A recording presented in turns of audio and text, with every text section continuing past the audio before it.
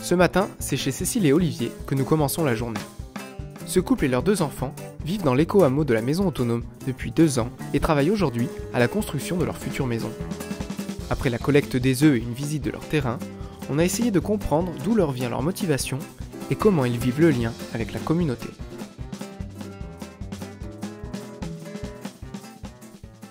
On vivait en Seine-et-Marne, en région parisienne. Moi, j'étais responsable d'un service enfance-jeunesse, donc dans l'animation. On avait acheté une maison et on s'est rendu compte en fait qu'on vivait dans une maison qu'on payait et on n'était jamais dedans.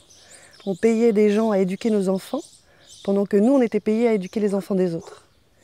Et on s'est rendu compte qu'on ne vivait pas, on ne profitait pas de la vie.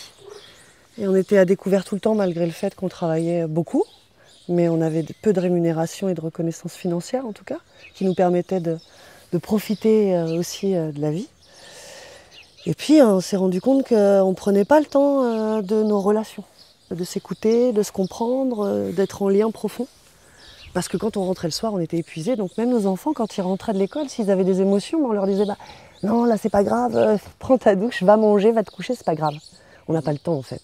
Et nous, on était épuisés. Donc on a commencé à faire des recherches et à prendre des décisions pour vivre autrement. Plus en harmonie avec nos valeurs. Donc c'est là qu'on a commencé à faire des recherches sur les écolieux, sur ce qui existait, sur l'éco-construction. Donc c'est là que la vie nous a amenés à la maison autonome en fait. Moi je suis arrivé pour faire un chantier participatif. Donc j'ai découvert ce lieu, j'ai découvert en même temps qu'on pouvait vivre confortablement et être heureux en étant autonome et en vivant simplement. Donc ça a été pour moi une grande révélation en fait. Et c'est vrai que de là, on a amorcé un mouvement. On s'est mis en action et on a décidé de vendre notre maison et de partir un peu à l'aventure pour construire notre maison et faire une maison écologique. Et c'est là qu'ils nous ont dit, nous on a ça qui est disponible, qu'on voudrait vendre. Et on est revenu ici et on est tombé d'accord sur le prix. Donc ça s'est fait aussi très rapidement. Et la cerise sur le gâteau ici, c'est qu'on est tombé sur une dynamique collective en fait. Au départ, on était vraiment parti pour faire notre maison.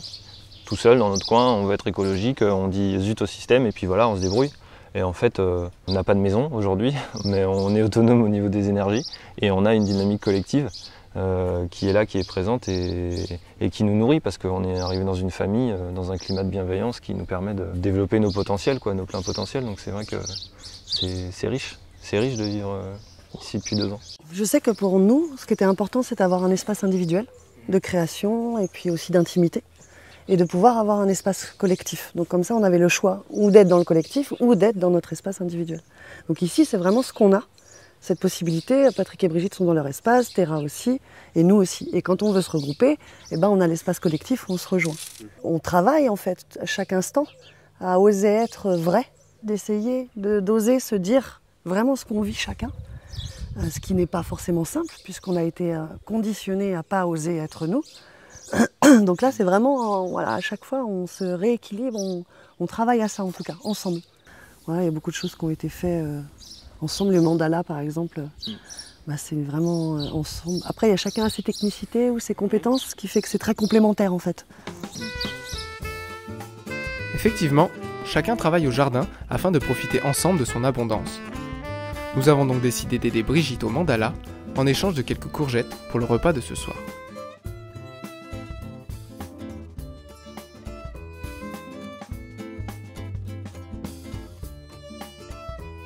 Le jardin est vraiment un symbole très fort dans notre démarche. Parce que si on arrêtait le jardin, on serait obligé d'aller acheter des choses. Donc en fait, on est dépendant de l'argent.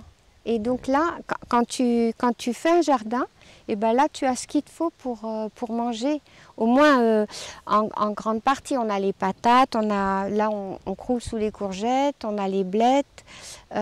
Donc en fait, on a tout ce qu'il faut. Enfin, je veux dire, les tomates, elles vont donner. Pour vous dire, l'année dernière, on a planté 9 kilos de semences et on a récolté 180 kilos de patates pour 3 familles. Donc c'est pas mal quand même. Quand vous rentrez dans ce jardin, c'est pas seulement pour aller chercher vos légumes. C'est plus un jardin méditatif. Complètement, ouais. Et on ressent quand on rentre dedans pour travailler, on est calme, on laisse passer nos tensions. Et puis en fait, c'est aussi un petit peu comme le lavoir dans l'ancien temps, on parle beaucoup d'échange.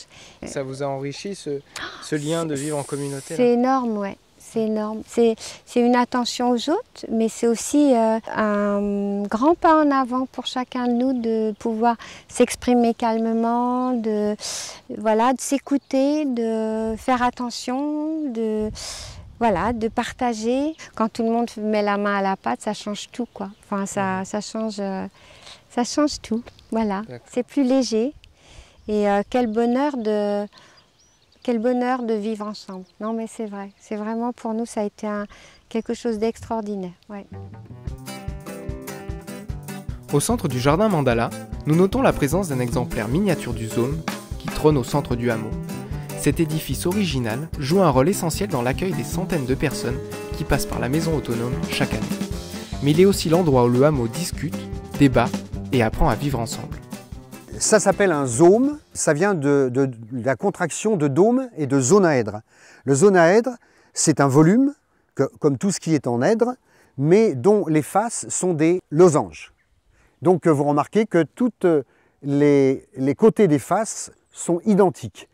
Et ce qui fait qu'avec des lignes droites, on arrive à faire une rondeur, c'est la magie, c'est la quadrature du cercle. C'est tout simplement que les losanges ont des angles différents au niveau des différents étages. Ici, c'est presque un carré, et puis en haut, c'est vraiment très anguleux. Si vous faites un zôme 12, vous avez 7 étages. 12 fois 7, 84. Il y a 84 facettes. Ici, c'est un mur solide, chanvre chaud. Ici, sous les ardoises, c'est isolé de 20 cm, et sous le plancher, c'est également 20 cm de chanvre. Et donc, quand on rentre, on est dans un cocon de chanvre isolé phonétiquement et au niveau thermique également. Actuellement, il y a beaucoup de gens qui viennent ici pour faire des danses, pour faire du yoga. Et au niveau de l'éco-hameau, c'est un lieu où on se retrouve régulièrement pour faire le point, puisque à l'intérieur de l'éco-hameau, on sait très bien, excusez-moi, je vais être un peu vulgaire, que le PFH, c'est la chose la plus importante. Alors vous allez me dire, mais qu'est-ce que vous entendez par PFH? Je vais dire tout de suite que ça veut dire le putain de facteur humain, celui qui fait que les éco-hameaux se cassent la gueule à vitesse grand V. Mais ce qui est très important pour nous, et c'est pour ça que notre éco-hameau est assez performant dans le domaine, c'est la capacité de s'entendre, de s'écouter et de trouver des solutions à d'éventuels conflits. Et donc ici, c'est un lieu important pour nous. C'est le lieu où on fait des rencontres entre nous pour nous expliquer, il y a quelque chose qui ne va pas, on en discute, on prend notre temps, etc.